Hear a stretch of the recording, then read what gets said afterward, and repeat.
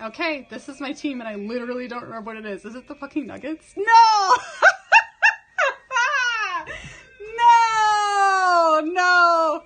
Oh no! I was so close to getting the Thunder. Oh my god, I wish I'd gotten the Thunder. I'm so sad. What should I do? Is this really the last one? No!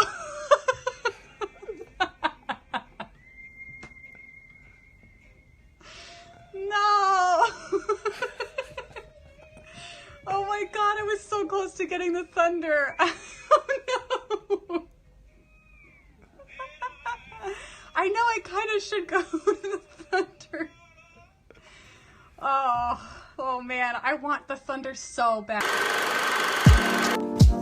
Wow. You don't choose the Nug Life. The Nug Life chooses you. That is how it works. You can't help it. Nobody can help it. The Nuggets are a very enticing team to be a fan of, but Oklahoma City, you've got Poku. You do have Poku. That is true. Yeah, that is true. Very, very similar. Jokic or Poku? That's a question. Yeah, I don't know. So welcome in, everybody, to the DNVR Nuggets podcast, the DNBA show here. I'm your host, Adam Matas. I'm joined by the Peloton Prince, Harrison Wynn. What's up, boys? Are we ready for the on-season officially? So ready, man. So ready. What a fun week it's going to be. I'm telling you, man, my excitement couldn't be higher. And then I'm also joined by Eric. You know him as D-Line-Co. That's right, guys. Man, I don't remember that clip being. I mean, it's like it's funny. The whole do people understand like what they just watched? Nope. No. It's like a very cold open. Should we explain what just happened? I'll explain it here as soon as we introduce our guest, because our guest for today's show is one of the most interesting Nuggets fans in all of the world. And you saw the genesis of her fandom. As she picked the name out of the hat, the universe decided on her. She is, of course, Ariana Lenarsky. Ariana, welcome onto the show. Yeah. Hi, everybody. Hey. oh man, where's my applause? There it is. All right. Both were appropriate. Both were appropriate. So, Ariana, so what happened here, if I can paraphrase for people that don't realize, you just decided to become an NBA fan. Random team. 30 names in a hat. And like I said, the Nug Life chose you. It really did. Watching that clip now, it's humiliating. It's like humiliating. But like it also makes sense before. So I had been into basketball my whole life, but I hadn't chose a team. Right. And before I chose, I was like, okay, I don't want to get the Raptors because they were like getting slain by LeBron all the time. And I was like, I don't want to get the Magic because I think that their owners are evil. Oh, that's a good point. That's a very good point. And I was like, and I don't want to get the Nuggets. And the only reason I didn't want to get the Nuggets because I didn't know anything. I didn't know anything about them. Yeah. And they were called the Nuggets. And I was like, what? How could this what be? What kind of name is that? I'd never been to Denver. I didn't know what to think of Colorado. So I just was like, that doesn't make sense to me. So pulling it was like I blacked out. Like I truly was like, how could this really be happening to me? So, well, before you get to how it happened, because one of the things I like about the video is it's like 45 minutes long, and it's like the first 5, nothing happens. It's just like music playing, and it's like a picture of your desk. The thing that I should also add is that I was getting into practicing witchcraft, and I was like, okay, and I was like writing all these little spells down all the time, and I was like, you know what? I'm going to try to do this with my basketball team. I'm going to try to like follow the process of what you do when you're doing witchcraft. Sure, yeah. According to as one does. That's one does. Like according to Google or whatever. So it was like this genesis of my own like occult spirituality or whatever. And so I was literally just carefully writing down everything. And I was recording because I didn't think anyone would be watching or anything like that. But then a lot of people were watching it. I think there were like 1,000 people watching it by the time I got to the end of it. So it was just, it was truly a chosen experience. Like I was so deliberate. It was a very deliberate experience of like, I'm doing this, I'm going to go through with it. And it felt very like, and something magical happened, and something definitely did. Something very magical happened, of course. So now we are because it's funny that we only obviously clipped 30 seconds of that video, but you go into all of the stages of grief, I suppose, where there's like some bargaining and I know. everything. I want to say it's a little unfair because you're only showing the part where I was like, no. But you see me turn around and I'm like, you know what? Fuck it. Like, I am a Nuggets fan. Sorry, I don't know if I can swear on this. Yeah, I was like, I am. We encourage it. I feel like I came around and I was like, Nuggets for life. Like, I'm in. I'm all the way in. I'm going to do this. I love this comment here because your reaction, it was like ours when they picked Zeke Naji, which we were all kind of like, well, we were hoping for something else. And now we all love him and we're like, why are we so disappointed? Like, what were we doing? So, but the thing is, you picking the Nuggets, when was that? 2018? Yep. Like, that was 2018. That's a lot different from just picking the Nuggets out of a hat right now. It sure is. It's like remarkable. It's remarkable how much because it was just barely on the brink. It was sort of like Jokic was noticeably special, but like Jamal was not anyway. Right. Like he was a mess. I mean, he was great and exciting, but he was like kind of extremely a mess. And there was really nobody else that was like that. Yeah, there was nothing else to go off of. It was really just you didn't know that this was going to turn into be the perfect decision. Which now that we're 2 years removed, because here's one thing I really like about you, Ariana, in addition to just being interesting, is that you are an outsider. And you're joining this Nuggets experience late, but I feel like it's only been 2 years, and just from talking to you and seeing you on the timeline, I feel like you get it. Like you. Oh, I get it. Like because I follow basketball, so it's not like I wasn't just like, wow, my first time like watching sports. I know this is weird. Like I'm seeing this happening, and I'm like, this is different. This is special, and this is strange, and I find it remarkable that more people aren't paying attention, and I feel like that's gonna be their problem. And they're missing out. So we're gonna shift gears a little bit here first because we want to get to some of the Nuggets news and notes first, but we're going to shift back. It's not a coincidence that we are having Ariana on the show today on the winter solstice, one of my favorite days of the entire year. That's no joke. People that know me know that it's actually true. The winter solstice really is like one of my most optimistic days, and I just I'm going to lean into heavily to that. Is it a special? Like, do you like this day in particular? Are you the type of person that likes specific days of the year? I guess it's kind of weird to like certain days. This is Yule, This is the witch's Yule. This is Yule. So it's a big day. Yeah. It's a big day. We're all celebrating. I can't wait. But before we get into all that fun and weird stuff, I want to Harrison, I had meetings all morning. I missed our media availability. Why don't you walk me through the important notes? So I know a lot of people tuning in to get the Nuggets news. What happened at media availability today? Yeah, so a bunch of interesting stuff happened at media availability today. Isaiah Hartenstein spoke, Jamal Murray spoke, Michael Malone spoke. We got it. It's Hartenstein. We're gonna get killed if you keep doing this wrong. It's not Bruce Springsteen. It's Mark Stein. I'm gonna keep doing it wrong. I'm letting you guys I know. And I have to say you've polluted me too, and I don't even know how I say it. It's like I don't even know how I say it versus what the right way to say it is. It's like the word caramel or caramel. I don't even know how I say that. I change it every time depending upon the audience. That's a good point. Hartenstein, the same thing. But I blame you specifically. My favorite thing that Michael Malone had to say today, and I think Kale has the clip here, I asked him about the three-point shooting. It's obviously been a huge storyline throughout the preseason. Denver took an average of 45 threes over their last two preseason games. And I asked Malone today, is there anything special that kind of the Nuggets do in practice to just reinforce him to his players that they need to shoot more threes in games? So Kale, if you can roll that clip there, I thought it was pretty. Yeah, it's just not a conversation. It's something that you have to drill and work on. And a lot of the drills that we use in practice, Harrison, we will actually use a shot spectrum scoring. So if you make a corner three, it's +4. If you finish at the rim, it's +4. If you make a mid-range shot, it's only worth 1 point.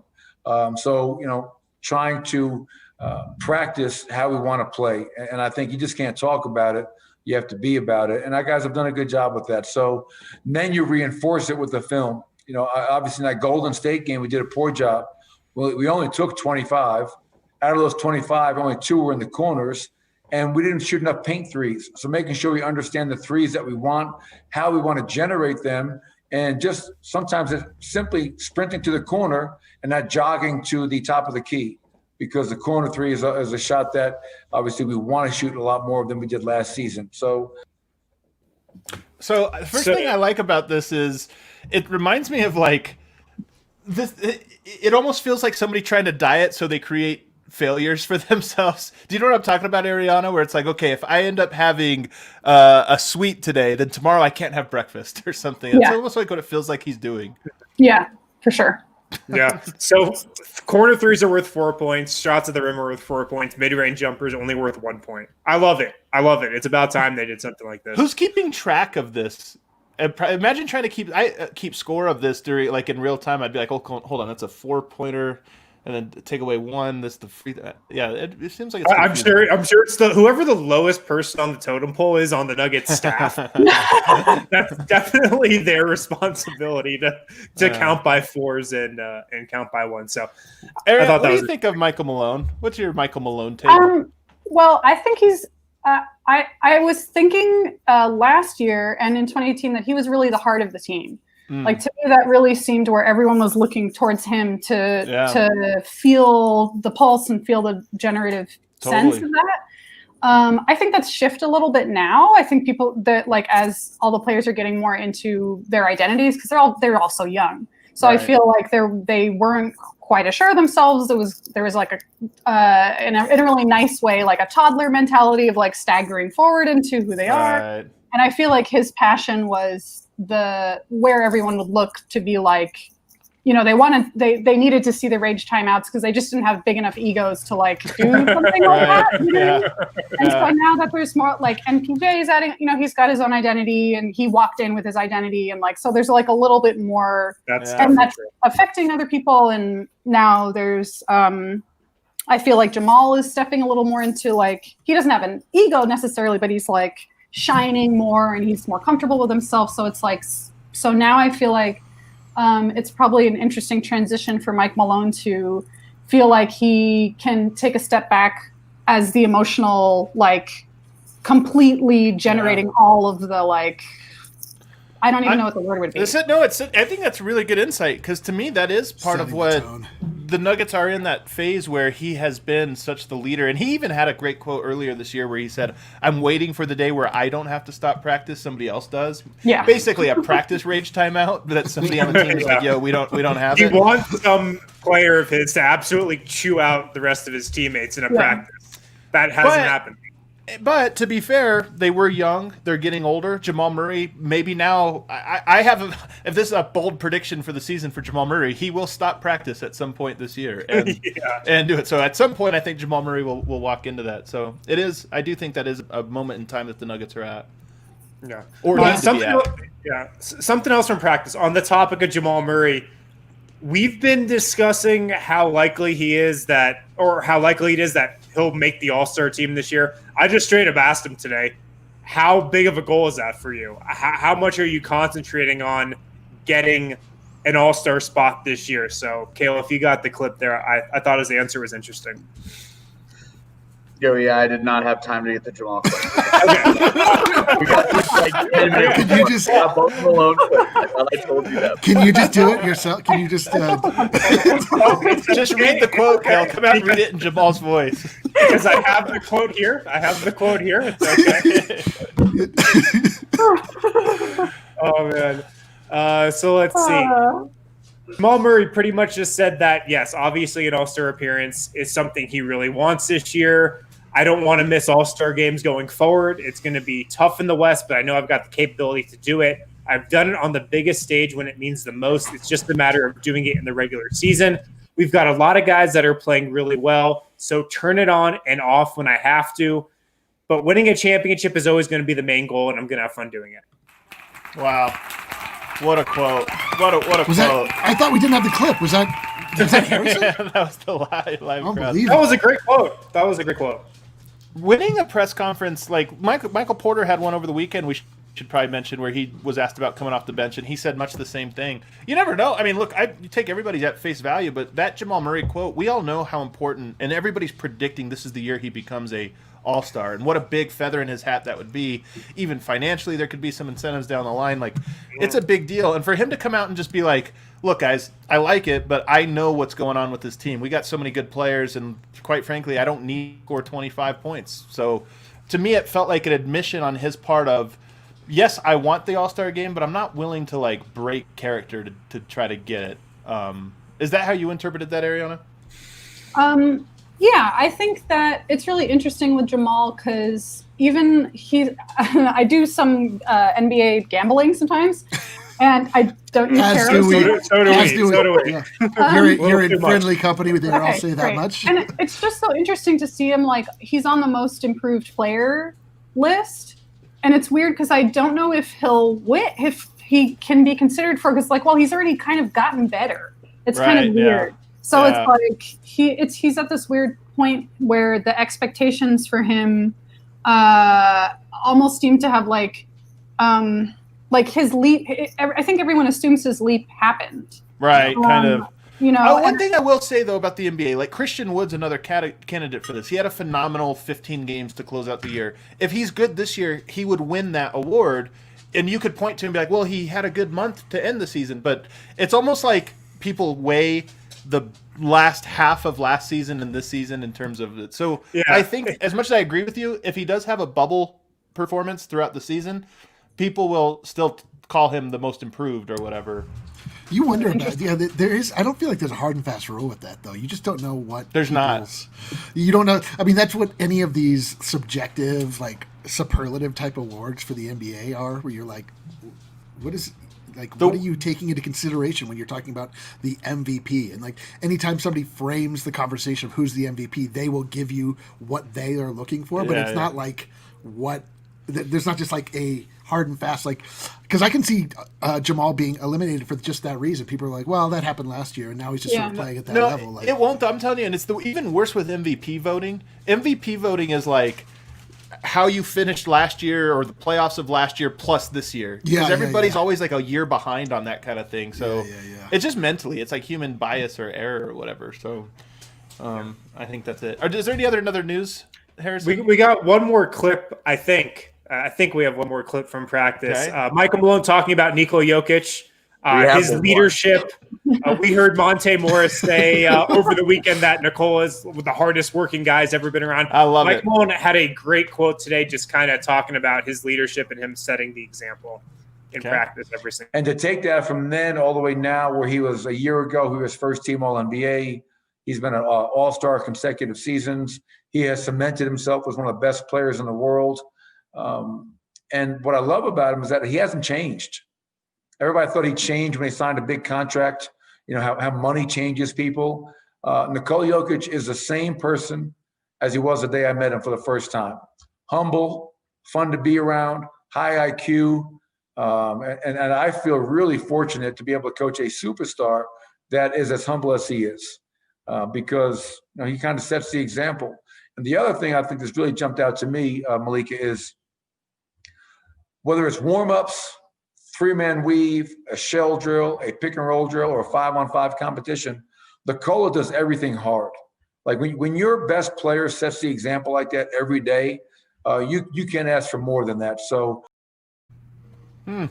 Yeah, so I don't think a rookie year Nikola Jokic is doing a shell drill with 100% effort, like a defensive drill. But I just think it's a nice bit of insight into his growth on that front. That quote from Monte Morris about him being the hardest worker he's ever been around is so perplexing. Like everything about Nikola Jokic is like goes against what you expect. Like you look at him, he doesn't look like he's going to be a good basketball player. He's a transcendent basketball player. He last year, you know, the talk was just about how he was too heavy to be able to play at a high level of the NBA. He plays games where he plays 60 minutes without sitting down. He's like not at all bothered by the fitness level. Like I would never have guessed that Nikola Jokic would be the one that Monte Morris would call out. It delights me. It tickles me deep inside my soul. But like, I don't understand anything about him, and I just can't wait to watch more. It's like so great.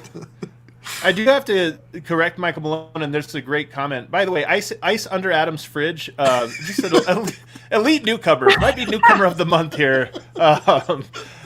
He says literally nobody thought Nikola would change, and he's right. Like, this is the one little nit to pick with Malone's statement. He's like, everybody thought Nikola would change. No, nobody did. That. We've heard tale about him buying more expensive cars. Does that count? So he kind of has changed, and it's surprising because we thought he would not change. Yeah, it is sad to see. Jokic enjoying life. This is a shame. A real shame. Yeah, Jokic's leadership style, Ariana, like he's a unique personality. Is he a leader? Of course. Like when I was watching that clip, I was like, "What is with the Nuggets? Like, what is Nikola Jokic? Like, what's going on in his brain? What does he love?" Like, I really wonder because it's like, what does he love the most? Like, what is really at the heart of his values? And in fact, I was thinking about this when I saw that we were talking about earlier how there's not going to be local coverage or whatever for the cable stuff. And I was like, I don't really think this is why, but it made me think about how like they're such a confusing team because on the one hand, like he's not an ego superstar type of dude. But he's also usually when you're not an ego superstar type of dude, you're at least like hip or cool. Like, you know what I mean? Like at least he wore skinny jeans once. That has to count. Yeah, you're like at least there's some kind of like underdog, like cool elements. I'm trying to think of someone who I would talk about kind of like that. I mean, in some ways, sort of like he's a unicorn in every. He is a one-of-one personality for a superstar athlete. So I think there's something hard to cling to in that regard of like, what is it that are you just having fun? Like that's weird. Like it's weird that you're making so much money and you're like one of the most incredible athletes in the world and you're just kind of like having fun and it's like doesn't seem like a big deal to you and that's like very weird. One of the stories that is coming out of this camp though, and I think it mirrors Jokic's body transformation over the last year. It mirrors his like coming up clutch now and being established as a clutch player. There's a lot of people trying to talk about him and shift the narrative, and I'm talking about teammates, coaches, front office, saying like, you guys don't realize how competitive this guy is and how driven he is. Definitely. And I do think that is one thing. We, of course, have kind of come to learn this even more and more over time. But it does seem to be like the thing that everybody is sort of putting out there right now. It's like, hey, man, the one thing everybody's missing, this guy's like super, super driven. And I think it's true. I've said this before. Yeah. I think his body transformation had to do with him targeting, feeling like he could take on any player but one. And I just feel like I don't think people quite realize that Jokic wants to be the MVP, not the award. He just wants to be the best player in the league. Mm-hmm. And that's a part of his personality that people are learning. Yeah. I think that's really accurate. It's not, it's different than like, I feel like a big problem with someone this is the guy who I would consider to be more the hip person is like James Harden. Like, I feel like at the end of the day, I'm not 100% convinced that because he like isn't clutch when he should be at times. I know. So it's sort of like this sense of like, I don't really care at the end of the day. Fuck you guys. Like, if you don't appreciate me, blah, blah, blah. But I feel like with Jokic, he's more like, I actually do. He admits that he cares and he wants to be like more. He wants to show up. Yeah. The thing about Jokic just quickly, like that concept innat, like really just goes so deep down into, I feel like the psyche of, and the construct of Nikola Jokic in that he knows that he's doubted. He is a little brother.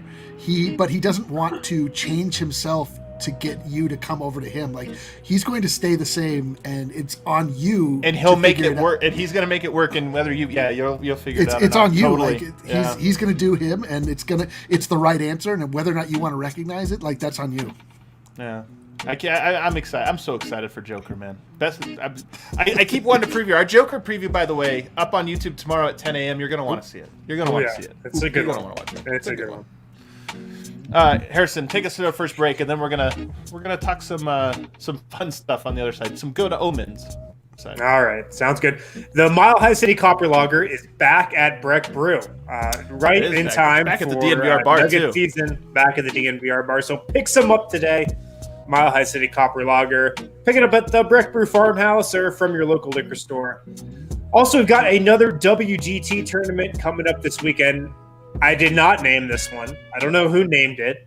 It is called the Ho Ho hole-in-one challenge at Aaron Hill Golf Course. Lindsay That would be an AJ Hayfley who named. Oh, okay. That would be an Ho, AJ hole in Hayfley. one. All right, Not surprised by that one bit. Abs beat. Yeah. But guys, make sure to download WGT World Golf Tour, the official gaming partner of DNVR, and then search for the DNVR 4 Country Club. Play in this tournament this weekend, then send your scorecard to us on Twitter at DNVR_sports or email us info@thednvr.com to win prizes. And download WGT from DNVRgolf.com. Search for the DNVR 4 Country Club. You got another one or no? We are good. We're good. Let's All go. right. Okay, so it is the winter solstice here. Actually, everywhere it is. And if you want to know a little fun little fact, the Bol Bol video today premiered at exactly the moment of the solstice. Wow. Not a coincidence. A solstice obsessive would maybe have planned that. It was at 10:03 today. So I frankly feel used, having been part of the thing that you used for that. Anyway, go ahead. So the reason I like the solstice, I'm dead serious about this. The reason I like it, the summer solstice is the best day because it's the longest day of the year. So that's my favorite. That's number one. But winter solstice, top 5, and it's because we've had this slow, gradual. The day's just getting shorter and shorter and shorter, and it's depressing. Like, I'm telling you, it actually affects my moods. But then there's the day, which is today, where you know what? Every day is slightly better. It's a rebirth, right? The mythology is the rebirth of the sun, and now it's going to slowly start shining brighter and brighter on us. And I felt like when I found that the season was going to begin on the 22nd, which is tomorrow, which it does, when I found that out, I thought, this is a great omen for me personally. And maybe it's just, I don't care if it's real or not, but it makes me feel good. And it's like, hey, we get to start the NBA season on the day of rebirth. And to me, it felt like a great omen. And Ariana, tell me you see it as well. Tell you what? What'd you say? That you see it, a good omen in the season beginning the day after the solstice. I think that it's a beautiful time to start the new season. I feel like it's probably, it's just like you said, it's like the sun coming back. So it's like the little chrysalis of joy starting to take us into next season. Inch by inch. Inch by inch, slowly but surely. Actually, I also kind of like that there's going to be less games. I think 82 games is kind of nuts to begin with. So I actually kind of like a shorter regular season. So that's also something that I'm preferential to. The worst part about it is that we get less games, but more back-to-back somehow. Like we didn't quite get the benefit of. I didn't see that on the schedule. That's too bad. So all right, and then you were talking as Yule. Only because I was researching this last night, as I do show prep for every show. Oh. You don't realize how much of the how much of the Christmas tradition, like decorating trees and holly and mistletoe and ivy and all this stuff, all of this iconography actually comes from the paganism version of Yule, not necessarily Christmas. You know, you like combine two. This is how everything happens. Things evolve. You combine holidays, but all that stuff has like these funny, interesting traditions that date way back for the winter solstice specifically. Yeah, absolutely. Also in, Catholicism, like most of Catholicism is from witchcraft. It's kind of crazy. Like if you go to a Catholic, no offense to any, I'm probably like, obviously people might get mad at me if there's somebody like Catholic. I just go for it. Like at a Catholic service, there's, they're swinging incense and they're like, doing all this type of ritualistic stuff that you find in like pagan rituals and all this kind of stuff. So I don't know. It's all kind of, I feel like there's at the heart of like, sorry, my screen's blacking out there. At the heart of like Wiccan tradition and stuff like that, it's just very much trying to connect to the earth, trying to connect to the seasons, trying to connect to a type of timing that makes more sense to what it feels like to be a human being, basically. I'm sure that's why Adam Silver chose this date as well. He too was trying to connect with the sun. Yeah, Adam Silver is very powerful witch. Very powerful witch. I can see it. Like if you told me that, I'd say, yeah, he is very powerful. Okay, so let's talk about some of the players here and just how you've grown to connect with them, and in particular Bol Bol. You had my favorite tweet of the draft, Bol Bol. I think you said, "I love him like I love my own son." I always thought, I thought I was high on Bol Bol, but Ariana has already adopted him into the family. Well, we might have uttered that same phrase on this show before. I don't want to say for certain, but quite possibly. Yeah. Bol Bol is. Are you serious? Like Bol Bol is like an alien from outer space, and seems to be like aware of that. Like he seems to be owning it. Yeah. I mean, the draft fashion that he had was. Yeah. He was wearing a spider web. Like I mean, he was wearing all black. Bejeweled. Bejeweled. It was like truly crazy. I think at the time I thought it was like Jack Skellington, like from The Nightmare Before Christmas. Yeah. And he look. I actually think it's funny though because he seems like he gained weight, which is like I did not think would happen. Like I was watching some of the games and he seems like not a lot, but like I was like I'm not afraid that you're gonna snap at half like every time that I watch you play now. Like I actually am like is this like Magic Johnson? Like who are you? What is gonna happen? But he's Go ahead. Who's your favorite Nugget? Like who are you most drawn to? That's like your favorite child. Okay. Well, I was just looking at the roster and I was like, I'm in a really high intensity basketball chat that I'm in all the time, and I just like talk about basketball all the time. And I just texted them before I came on the show. I said, "Do you ever just look at the Nuggets roster and feel your heart swell up with happiness?" I was just like looking at all of them. Both times per day. You're talking to the right people. Yeah. I think it's hard. I think I'd have to be crazy to not say Jokic. Like that's you would be crazy. He's my favorite player. I think the Nugget I love the most, and I'm like, God, this guy's like. He is the Nugget. Is like Monte Morris, like you're the Nugget, man. Like you are Mr. Nugget. You might even say Mr. Nugget. You are Sir. He's Sir Nugget. Like I. United. So we have Mr. Nugget and Sir Nugget. Wow. And I just. I feel like I'm really surprised. What's really surprising to me is every player is very different, and it's shocking to me that they all feel like Nuggets. Like, how could so many very different players feel like Nuggets? So I can't quite get to I can answer the question. I know exactly why it is because there's one singular architect of what it is to like. They're not historically Nuggets. They are Nuggets in that they are.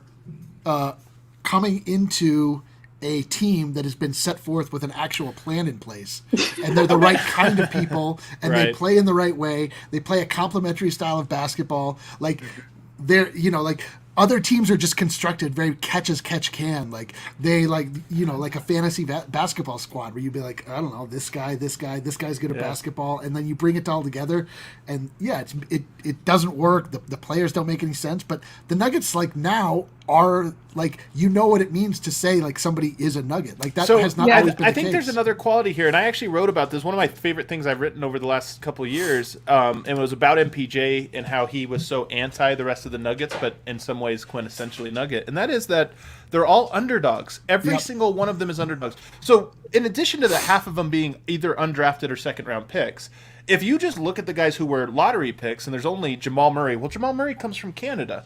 And like so as much as yes, he went to Kentucky, and yes, he went seventh, which is he was the second shooting guard. He was still behind Buddy Hield. He wasn't very heralded, even going into like his whole career has unfolded that way. But he's from Canada, and he knows exactly what it's like to be like, no, I'm as good as all of you. You just don't accept me for reasons beyond my control or this or that. So he fits that mold. You look at Michael Porter Jr., who was a number one recruit, since he was in 7th grade. Well, he had those back surgeries. The Clippers passed on him twice. All these teams passed on him. So even though by nature he isn't an underdog, he is forced into being an underdog. And now it looks like maybe coming off the bench this season in his second year when everybody's picking him to be the most improved player, like he continues to be forced to becoming more and more Nugget, increasingly Nugget, as they say on Reddit. So like there is something true that I think that they all fit that mold, the underdog counted out mold in one way or another. It's so interesting though too, because there is another team that had that mentality for a long time, the Clippers. But it's really interesting though that I think there's a lack of bitterness with the Nuggets. I feel like with other teams, when you're counted out and you're an underdog, you're very bitter, and I don't get that sense from the Nuggets. Sharing a building with the Lakers will do that to you. Like the Nuggets aren't the Nuggets aren't constantly ridiculed in the way that the Clippers are. The Clippers like have to fight for their very existence. The Nuggets are like just able to be ignored. And the Clippers are like antagonized constantly, and so like now it's forced them to abandon their that underdog spirit that Adam was talking about, that's such a great call on him. That's exactly what it is. That is the one uniting factor, because if you think about, I was thinking about when you were talking about RJ Hampton, like that's a guy that would be an absolute top prospect, but he made the trip to New Zealand and then immediately became an underdog because he didn't perform to people's expectations. And that's true. They're all as well. There are people that have been injured or counted out one way or another. And Tim Connolly then, sees those players and is able to see them for what they are, and for whatever reason isn't swayed by the general narrative or the bubble think that everybody else goes along with. So, that's it. Yeah, I think that is it. So, Ariana, I know that in addition to, you write music, you do a bunch of different things. Very creative person. Do you also read tarot? Which we did this one time on my other show, Locked On Nuggets. We've never done it here at DNVR, but I found it very entertaining, by the way. Right. Highly entertaining. Are you kidding me? It's incredible. So one of the things, I know some people like, whatever, if you're watching this or that, like, this is just for fun. Whatever your thoughts or opinions on all of this, like, it's a fun way to kind of frame the conversation about these players and maybe have a little bit of fun on this most holy day to find out what we expect for what's in store. A lot of disclaimers for what Ariana's bringing to the show. I love it. Let's go. And by the way, I buy into it wholeheartedly. I think it's completely real, and I'm going against it. I was just going to say this is all completely real. Everything that I say is 100% going to happen. I would actually, as you say things, I'm going to do a corresponding bet. Well, you know what's funny is it doesn't matter if it's this or something. Nothing's worse than the person that digs back through the time is like, remember when you said Jokic was going to average 18 points? He averaged 19. You idiot. You dummy. And you're like, all right, thank you, man. Like, sorry. Can I just say though, before we get into the tarot card reading, that we've really buried the lead with Ariana and what she has done and what she means for the Denver Nuggets. Of course. Ariana was called upon to lift a curse that was set and forth she did. In the 70s or the 80s by an actual witch, cursed the Nuggets. Ariana came into our life, lifted the curse, and look at us. I've never felt better. We have not missed the playoffs since Ariana's been here. I mean, look at this, guys. She joined and has just been a steep upward climb. Like, Jokic is important, but, like, Jokic didn't list the curse. Like, I would trade Jokic before I lost Ariana, for sure. Without question.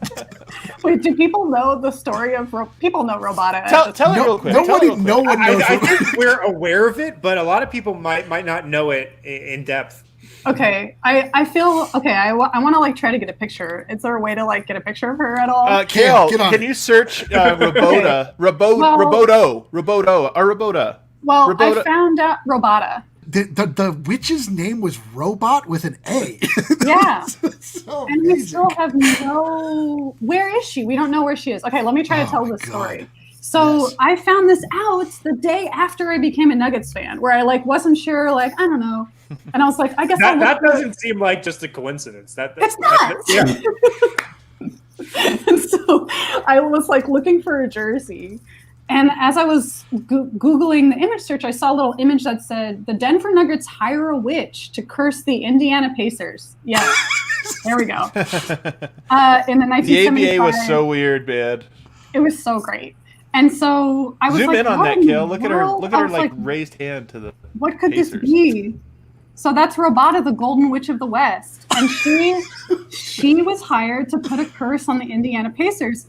And they must have not taken her seriously or something. She brought a cauldron out. She took a big poster of the guy on the other. Oh my God, what was his name? George something with a G last name. I can't. Gervin? Yes, I think so. And they she did voodoo on him and stuff. And, yeah, there we go. This is incredible. I like that she's giving the Spock symbol too. That's a lot of mixed imagery, but I'm here for it. So how did the Pacers let her so close to their huddle? I know, she's like in the huddle. Big mistake. They had their own guy named Dancing Harry who was putting a curse on the Nuggets. For real. Can you imagine the ABA guys? Just like, think about the absurdity of this. The ABA, just with like, we'll bring out some bears. I gotta say, I'm a little juggle. jealous. Like, I wish that Adam Silver, being a good witch himself, would implement some of these more. I am trying to infiltrate the NBA and do this kind of bullshit.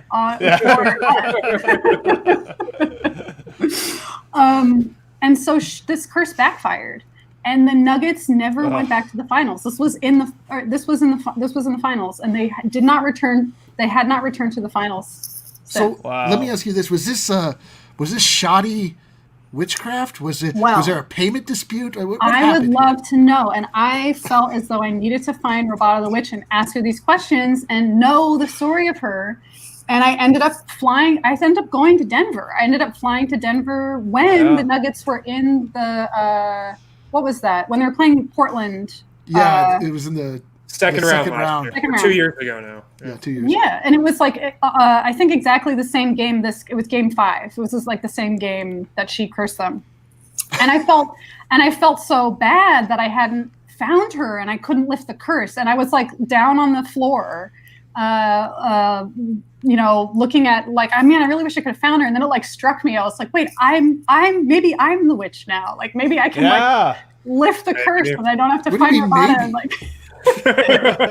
And so I tried to do her little symbol that she's doing there, and I like tried to like the Spock symbol. Yeah, like I reached down deep inside myself, and I was like, okay, let me try to like lift this curse, and then they ended up winning, so I felt really good about that. Perfect. I mean, curse lifted. Well, it's not only lifted, but like I like that you lifted it in stages. Like you lifted just enough to get to the second round, and that's then real magic. It's like a slow lifting Organic. fog. It's amazing. Yeah. Again, we can't thank you enough. We just can't thank you enough. Oh, I mean, it's my calling. I was brought here by higher power. It really has nothing to do with me. It's so fun. All right, well, let's take our last break. On the other side of it, though, let's get into it. Let's see what is in store for our Denver Nuggets here. I'm a little nervous, if I'm being honest. I'm a little nervous too. You never know. This is going to determine the fate of the season, probably. Probably will. Everything's riding on this, guys. All right, check out Green Mountain Dental Group today. Get a free Sonicare toothbrush when you guys schedule a cleaning, X-ray, and exam. A lot of us here at DNVR, we go to Green Mountain Dental Group. Get our teeth cleaned, get our wisdom teeth pulled, get our cavities filled. Stop in there today, located 15 minutes from downtown Denver. Schedule a cleaning, X-ray, and exam. Get a free Sonicare toothbrush, a top-of-the-line electric toothbrush today. Also, you guys can get a subscription to Strava Craft Coffee, the CBD-packed Strava Craft Coffee for 20% off with the code DNVR20, and get your coffee every 2, 3, 4, 6, or 8 weeks, and 20% off of whatever product you are subscribing to at Strava Craft Coffee. Awesome stuff. Once you go Strava, you never go back, and it will have you honking like a goose. Absolutely. Honking like a freaking goose. Is that now officially in the read? Has Strava adopted that as their official slogan? No, we've made it their tagline. We've made it their tagline. So check out Strava Craft Coffee at StravaCraftCoffee.com. Today you guys can get 20% off with the code DNVR20. So I see in the comments a lot of people asking let's about the James Harden rumor or whatever about this. I mean, look, guys, this happens every year. There's somebody that's not reputable that comes up with and somehow it just goes viral. I mean, like these stuff happens. Like, now, can I tell you definitively Denver is not going to trade for James Harden? I can't tell you that, but there's nothing substantive out there about the Nuggets being involved in any type of James Harden talks or on the goal line or imminent. And certainly, It would be almost impossible. I think I'll go ahead and say impossible to envision the Nuggets trading Jamal Murray and Michael Porter Jr. for James Harden. Like, in addition to just thinking, like, would that even make sense as a basketball play? What do we know about this Nuggets team in the Tim Conley era, and what they value so much is that continuity and the chemistry and all these things. And to go from a player that is the heart and soul of your team in Jamal Murray to somebody like James Harden, who is currently not participating. I just like there's just that's so opposite of what Denver's thinking. So guys, can I tell you definitively Harden would never be a Nugget? No, I can't tell you that. But the deal that's in place and the person reporting it, not reputable, and there's no legs to it. So the rumor isn't real. Stop freaking out. And here's what I would keep in mind when thinking about any potential trade in the Nuggets. What Tim Connelly has said, when every rumor has come up over the last several seasons, we want to keep our contention window open for as long as possible. The Nuggets will not make any trade that shortens the length of the window they have to contend. So I would keep that in mind with any trade. But yes, there's nothing to this rumor. There's no legs to it. All right, Ariana, walk us through. I just give you the microphone here. Walk us through how we want to go about this. Do I need to prepare myself in any way? Should I lower the lights? Okay. I just want to make sure that I'm doing your whole life has been preparing you for this moment. That's true. I've never, all right. Okay. I guess, I was thinking maybe we could just you guys will say the name of a player and then I'll pull a card and we'll see. We'll ask what does this player need to know to do their next right action as a Denver Nugget. Awesome. These are advice for each of the players. So we should start with Jamal Murray. Okay. So we're going to pull. Okay. What does Jamal need to know? A big one. What does Jamal need to know to take his next right action as a Denver Nugget? Let's see. Oh boy, this is. Ooh, interesting. Okay, so he got a really complicated card right away. He got the reversed moon. Oh wow, the reversed moon. The reversed moon. Wow. This is the card that you see when you are at you are at your most. It's like the epicenter of your turning point. It's really like, actually, that's so weird. It's the solstice. It's literally the the moon, the moon, the sun. Okay, that's really wild. I'm putting my entire moved by that. I'm putting my entire DraftKings on. You could say this is new. It's new. What'd you say? New Jamal. Yeah, you know when you're watching The Empire Strikes Back and he goes into the forest, you know what I mean? And he's sees himself in the forest. Yeah, puts his own hat off and a pin. Yeah. It's that's where he's at. Sort of he's reached the deepest, darkest part of whatever he was doing, and now he's on his way back. But it's not negative. It's more he's been in this deep self-exploratory state, getting a handle on who he is. Now he's this is perfect. Am I crazy? This is the most rational thing I've ever heard in my entire life. If we think about Jamal Murray in the bubble, I think Jamal Murray, in a way, figured out who he was in the bubble. That has happened, and now he's coming out of that. Yeah. I'm telling you, I'm putting my entire balance from DraftKings on Jamal to be the most improved player. Yeah. Based on this tarot card. I will say, though, it's interesting with the moon because it's you still have to take your time. You're not just rushing back. You have to stay, remember what you just learned. Don't throw it all to the side now. It's treacherous on the way back too. So take your, stay, keep your pacing. Okay. All right. I like it. That's an interesting one for Jamal. We're off to a great start. We are off to a great start. We got to go. Let's go spicy. Can we get Gary Harris then? Should we move to Gary Harris? The least spicy, but let's do it anyway. Okay, let's see what's going to go on for Gary. Okay. What does Gary need to know to take his next right action? That's Denver Nuggets. Oh, that's so sweet. Okay, so he got the 10 of Cups. The 10 of Cups. All right. This is the 10 of Cups. All 10s represent ends of cycles. And Cups represents your heart. It represents emotions. It represents Mr. Nugget. No, that's Monty. You don't understand. What? You're talking about former. This is the transition between former Mr. Nugget to new Mr. Nugget. Yeah, Gary was Mr. Nugget, but the word has passed. It's like a. It was handed off this offseason. It was handed off to Monte. I'm glad I'm wearing a hat. My mind is blown. I think this makes sense because it's time for Gary to move on to kind of a new emotional situation for himself. This is trade. even though this is a really no, not a trade.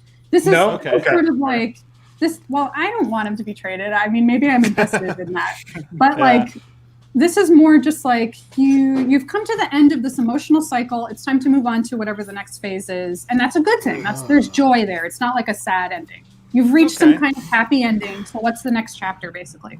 That's what we're thinking for. The era of original Mr. Nugget has come to an end, but that doesn't mean that the Nuggets or Gary are in a bad place. It's just a new role. He's just going to be a defensive specialist. Or maybe he's off the bench this year. We don't know. Maybe he goes to the bench. But Ariana said there was joy. Maybe he's sixth man of the year. Oh my God. There we go. Who should we do next? Should we go to Michael Porter? MPG, dude. All right, Michael Porter. Spice it up. Michael Porter. Okay. We're all so nervous. Oh, heavens. Yeah, I know. I have like no idea what this will be. So what does MPJ need to know to take his next right action as a Denver Nugget? Oh my God. Unfortunately. No! All right. The tower. The tower. Oh, no. So, in my opinion. Oh, no. Well, how can we want it to get spicy? I think he's got to let go. Like, I mean, when you see the tower, it's very chaotic, right? Like, this is a crazy card. What this really means to me is, if we're being honest, he's a stud, right? Like, he deserves recognition. He's the ego of the team, and so since he's the ego of the team, there has to be some kind of like. This is often a humbling card, but it's so weird. It's because it's like when it all comes crashing down. It's really like when the ego all comes crashing down. Oh, but Malone breaks it finally? Well, I don't know, because it's kind of strange to me because he's so young that in some ways he still is trying to prove himself. He is still trying to. In my opinion, I don't think he's egotistical enough. Really, like I think it could be. We could get. But I guess for the drama of it,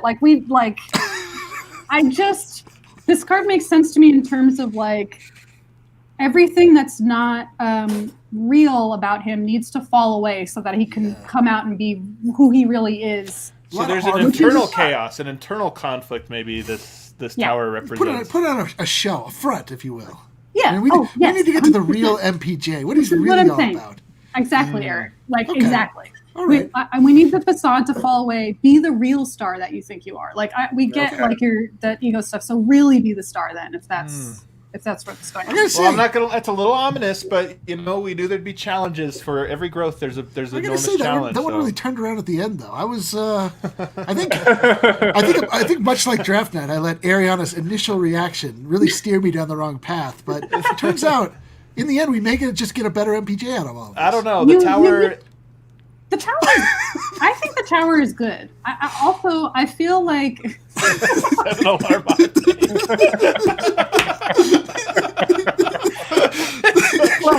I love it so much. The comment for those listening: MPJ ego too small is a 7-alarm hot take. I just think. Well, I'm just saying. Like, I think it's fake. Like, show me your real healthy ego. Show me the real healthy ego. That's what I'm trying to say. Facundo Campazzo. Can we find out about him? I'm so intrigued. I have no idea what to expect from him. He's so interesting. Me too. Okay, let's see what's going on with Facundo. I'm not as nervous about this one because me neither. We got the tower out of the way. Yeah, the tower's out of the way. What does Facundo need to know to make his next right action as a Nugget? Let's find out. Sorry, hold on. I want to fix my screen because it keeps going dark. I like that you flash from dark to light. It's kind of cool. Really, it's actually really cool. Nicely. It's like a haloed. Sorry. Okay. Oh, interesting. This makes sense to me. He got the Ace of Pentacles. This makes a lot of sense. Sure. To all of us, but what are you doing? All right. So we saw Cups already. Cups represents like your heart. It's an emotional card. This represents the real world. So this is like actual taking practical steps, taking really like material. It represents material force. It represents money. It represents work. It represents trust. So the Ace of Pentacles, aces represent beginnings. They represent opportunities. So like portals into the next phase of your life. So this is perfect. I love Yes. it. It's like really saying to him, trust the Nuggets, like trust in this time, trust in taking this next step, and that this is a new beginning for you, and that if you go organically and go step by step, it's going to create an amazing time for you. I love it for him. It does look like a dime too, as it has been pointed out. It looks like Campazzo is handing a dime or a basketball to that is true. Yeah. Yes, it does to the world. He's making an assist to the throwing entire us a universe. dime. Holy shnikes! Throwing us He's a dime. passing to the world. There's a lot going on. There's a lot to process here. I'm gonna have to think for a long time by myself after the show ends. Just let it all flow. Can we do a couple more? Can we do a couple more? Are you okay to do a couple more, Ariana? Yeah, let's do a couple more. We big fella. Gotta get the big fella. Well, let's save him for last. He's Okay, got to be all for right. last. Who's the next most intriguing Nugget this season? I know it is. Who is One it? man, one name, twice. Oh, okay. You're right. You got to do Let's Bol do Bol. it. Yeah. All right. I also don't know what I'm going to see from him. Okay, let's see. What do we need to know about? What does Bol Bol need to know to take his next right action as Denver Nugget? Let's see. I'm nervous again. I have a lot emotionally staked in this, and I already bet him to be Rookie of the Year. Just This makes sense to me too. Okay, so this is the Four of Pentacles. Here we see some king, right? And he's got like a pentacle on his head and in his arms. He looks weird, and he also and he has the kingdom behind him, but he's not facing it. So this is the card you see when you're a king and you won't accept that you're a king yet. This should have been Jokic's card. I feel like there was a mistake. No, he's a young king. He's a young king. He hasn't quite. Tarot cards don't make mistakes, Eric. You're right. Yeah. I feel stupid. Why would I have said that? No, to me this makes sense for Bol Bol because it's like this is the card you see when you're still obsessed kind of with trying to control everything and not like go with the flow quite yet. And I feel like this is sort of like I mean, and there's a selfishness involved, although I haven't like seen that necessarily with Bol Bol, but there's still some like go with the flowness that he needs to step into, especially when it comes to trusting other people. I think he's probably still building trust with people on the team, and that's what this card asks you to do. It asks you to like let go of control issues and step into the flow of things more, especially materially. So we need the problem here. We need to get this message to Bol Bol. We'll just tag him every time in the. He's probably watching. Bol, if you want to comment what your thoughts are on your card. All right. What about Michael Malone? Ooh, I love that. Malone, and then we'll do Joker. But we'll do Malone first. What does Michael Malone need to know as a coach to take his next right action on the Denver Nuggets? Okay, so reverse Page of Pentacles. All right, let me try to think about this. So we're seeing a lot of pentacles. Is it upside down? It's upside down. So I'm trying to think about like it's reversed. I'm trying to think like. So when this card is upright, it's about. It reminds me of how he's been. It's like working with pages represent children. They represent childlike energy, people coming to situations with no baggage. And they're willing to learn and they're very trustworthy and everything like that. So when it's reversed, I feel like it could, I'm trying to think about what this could be. I mean, in some ways, I feel like he needs to let the birds leave the nest a little bit. Like, I feel like that's a little bit what this could be referring to. He's embracing analytics. He's a little old school. This year, he's like, we're shooting more threes. We're playing a little. He's all faster. About offense. We're all about offense, baby. Yeah. Like are the birds tweets? Does he need to listen to the online community board? Maybe. You know what's really interesting too is this could actually be something really specific that we don't know about. That maybe is going on with him personally in regards to like relationships that he's having with someone in particular. Have you told the cards we don't care about his personal life? We care only about the Denver Nuggets specifically. Analytics.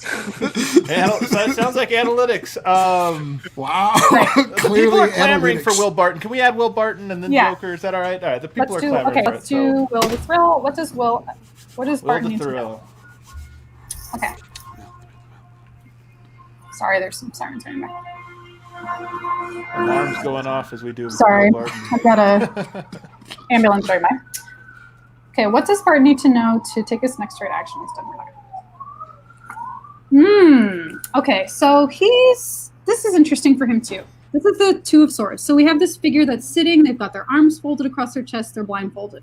This is the card you see when you are kind of not. It's a little similar to the card that Bol Bol got. were wanting to be in control, clinging really tightly. Like that was what Bol Bol got. This is more mental. This is more about mentally opening up again. I think he may have closed off mentally for a little while and has not wanted to connect mentally with other people for whatever reason. He's been more like closed off, reflective, meditative in his own world. And so I think for him now, it's important for him to realize that that's okay if he needs to think for a little while and get his heart in order or his mind in peaceful or whatever it is, that's fine. But he can't really see how these swords are really big and heavy.